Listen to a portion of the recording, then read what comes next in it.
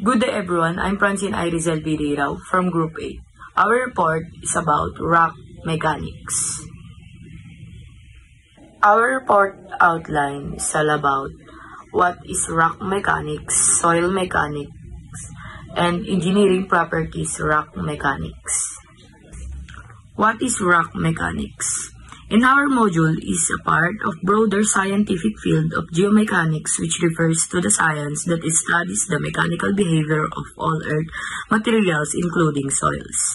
It is an important field in civil engineering as it applies in a majority of infrastructure projects including dams, tunnels, roads, bridges, building, and protection of slopes. Rock mechanics can be divided into two subcategories, which is engineering rock mechanics and geological rock mechanics. Soil mechanics.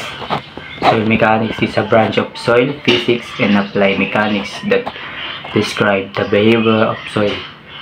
It differs from fluid mechanics and solid mechanics in the sense that soil consists of a heterogeneous mixture of fluid and particle, but soil may also contain organic solid and other matter. Ultrasonic wave velocity test. The measurement of ultrasonic velocity test depends upon generating a dynamic pressure wave or pulse into materials of known thickness and measuring the transit time of emerging acoustic wave, pressure wave. Dito sa may ultrasonic wave velocity test, dito yung nakikita kung may crack o may depekto yung pader o kulang sa kung may mga air pocket siya sa loob. Dito makikita yun. Itong ultrasonic wave velocity test ay gumagamit lang ng parang sonar yung sa dagat para makita yung kung may crack o wala yung isang pader. Schmidt-Hammer test. Schmidt-Hammer test, also known as Swiss hammer or rebound hammer or concrete hammer test, is a device to measure the elastic properties or strength of a concrete or rock, mainly surface hardness and penetration resistance. It was invented by Heinrich Wilhelm Schmidt, a Swiss engineer. This rebound hammer test or Swiss hammer test, lagi na siyang ginagamit kasi hindi tulad ng iba yung binubutasan pa yung isang concrete.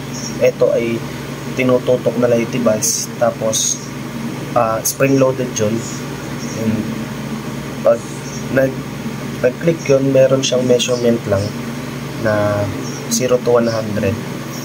Doon malalaman kung good yung isang concrete, maganda yung pagkakagawa o yung timpla ng isang pader or concrete o bato.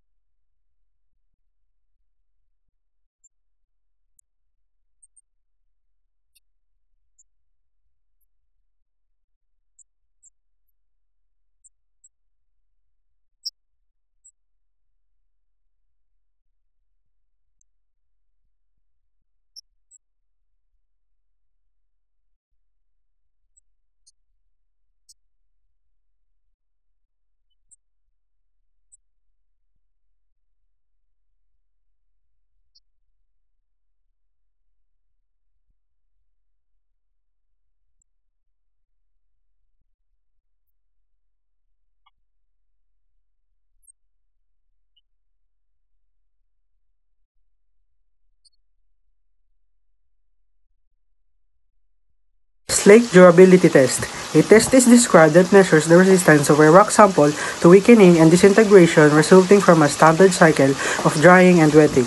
The main purpose of this slate durability test is to evaluate the weathering resistance of shales, mudstones, siltstones, and other clay-bearing rocks.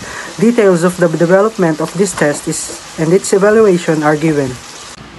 So for short po, ang meaning po ng slate durability test ay nagtetest po sila ng mga resistance ng mga rock sample upang malaman po nila ang weathering resistance ng mga iba't ibang parte ng mga ito. Tulad po ng mga mudstones, sinabi po ito, siltstones, para po malaman po natin kung ano na ang dapat nating i-develop at i-evaluate sa mga binigay na mga samples ng mga rock particles.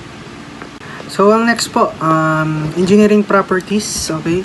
Ang first one po natin ay ang uncombined compressive strength.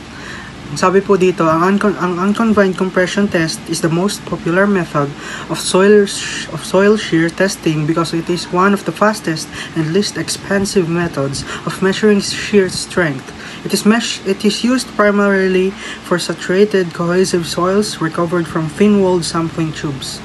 So, ito pong uncombined compressive strength test ay isa daw po sa pinaka-popular at least expensive na proseso para po malaman natin yung saturation, yung mga cohesive soils na nare-recover po natin sa kanilang strength o yung mga shear strength po ng mga particles at mga rock samples na ating ginagamit. Okay, elastic properties. Elastic properties are described by elastic moduli, Young's modulus, shear modulus, and etc. and elastic wave velocities, compressional and shear. For isotropic rocks, two parameters describe elastic behavior.